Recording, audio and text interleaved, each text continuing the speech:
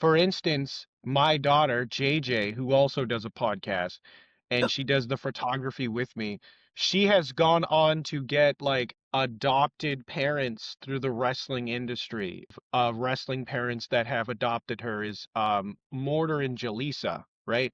So Lisa's a sweetheart. And Mortar's a good dude. Mortar, in my earlier days, he took really good care of me. He probably doesn't remember. He's the man. He does everything with everybody. But like, if it wasn't for Mortar, I would have quit. There was one day he basically, excuse my language, he's like, Lorenz, stop being a bitch. He said, stop being a jerk, blah, blah, blah. Like, just get over it. You're fine. Get in there with me. And then he proceeded to beat the absolute bag out of me.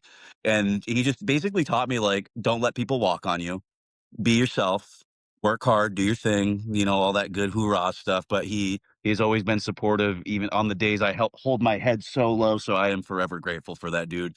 He probably doesn't remember, but that's something I always hold near and dear there. But yeah, Mortar's the see, dude. and right. Yeah, Mortar's incredible. I don't think I have heard a bad word about him ever. And quite frankly, if someone were to say a bad word about him, I would genuinely just assume that person is not a very good person. And I would be like, thank you for allowing me to know that something's wrong with you.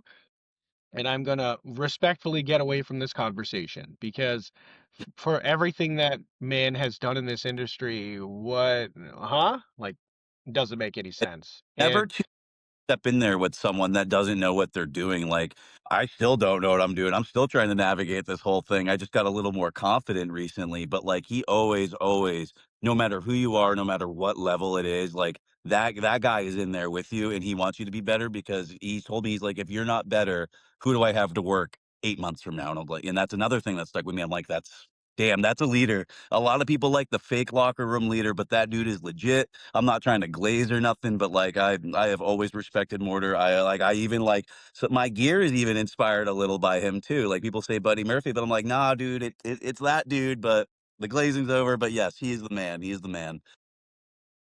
well, as I like to say here on the Hype podcast, we are no shade. All right, we throw no shade.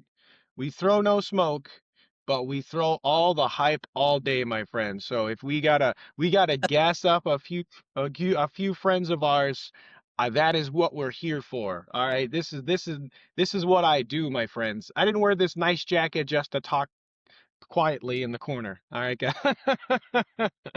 Ladies and gentlemen, right? That's not what we do here. So much love for Mortar, much love for Jaleesa is always so kind to my daughter. She always gives her time.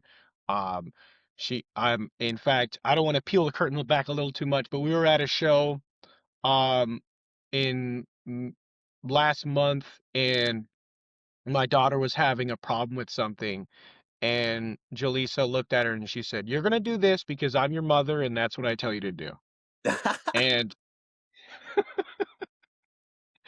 And my daughter was over the freaking moon. And as soon as Jaleesa said those words, she's like, "Yes, mother!" And she did it like 65 times. I'm just gonna be honest.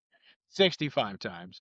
It's to the point where certain times I'm like, should I try to get her to do this or should I have Mike Rassa tell her instead? Like I'm not even kidding.